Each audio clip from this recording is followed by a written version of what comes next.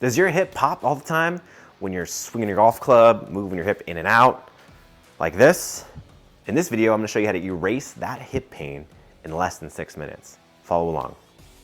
Before we fix this issue of hip popping, first, let's diagnose what's happening. So your pelvis is kind of like a moving box. It has all these twists and angles that it can use. It can twist forward, backwards, down, backwards, in, out. One side can twist like in a Rubik's Cube in, the other side twist out. Plus you've got these hip capsules here, and you have all these tendons going in and out the entire time, like a bunch of rubber bands in your moving box that can basically slide over the top of those pelvic walls. That's where your popping is coming from.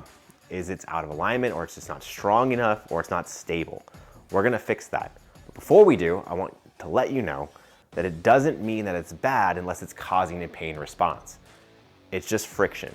Unless it causes a pain response, it's not terrible for you. But I've never met somebody who enjoys it, so we're gonna get rid of it. Let's go. The first exercise we're gonna do, I want you to lay down flat. Make sure your tailbone is on the ground.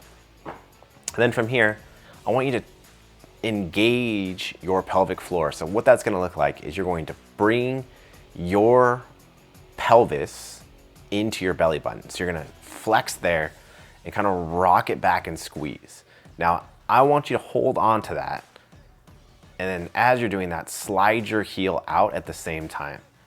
This is easier if you've got like a towel on a hardwood floor or something that has less friction.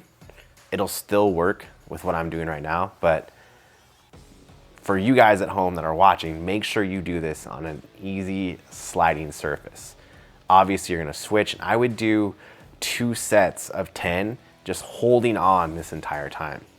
Now, once you've got that mastered, I want you to go into a small bridge.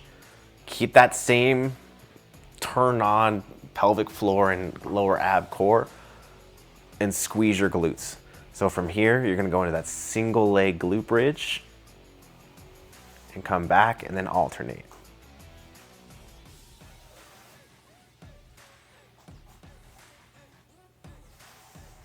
Once you've done that, move on to our second move.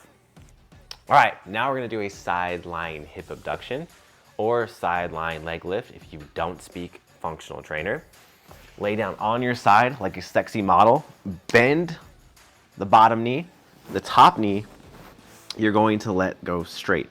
Now from here, I want you to engage your core. So to do that, you're gonna drive this knee into the ground, and you should see a little bit of a gap here, and you're gonna lift. Now I would hold this for 5 seconds, and then slowly lower for 5 seconds. If this lower hip is too much pressure, go ahead and turn that off and just focus on the top leg. Up 5 seconds, and then do a negative for 5 seconds. That'll help with stability through that. Now, if you want to really advance the move, you can go up into a full side plank and bridge, and then lift. And then you can even go through different planes of motion with this top leg, bringing it to the front, down to the back, and holding it all the way through stable. Once you've done that, we have one more for you. All right, for our last move, we're going to do a standing march or leg lift. I want you to slightly bend your knees, put your weight onto your hips so that your glutes are turned on, and you're going to lift one knee and hold. Don't come to the point where you're lifting so much that your spine rounds.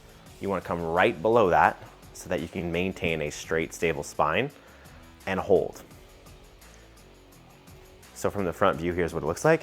And then make sure that this front knee isn't collapsing in either. It's gonna be very difficult to hold like this. You wanna make sure that it's either straight with that big toe or outside, and then hold. Now you wanna do elongated holds with this. So, as long as you can with one leg, say it's 30 seconds, switch to the other one, and you wanna slowly lower. Now once you've done this, retest that hip, see if it's still popping. It should be greatly improved, whether you're swinging a golf club or you had a pop in a different, sport or course of action, inner course of action, whatever your hip was popping. If you feel better and your hip is no longer popping, make sure you share this video. Comment below, let us know how you're feeling. And if you haven't subscribed, you're missing out on the content we bring out every single week. You probably should, because most people would pay for this and you don't have to, it's free. All you have to do is subscribe so you don't miss out. See ya.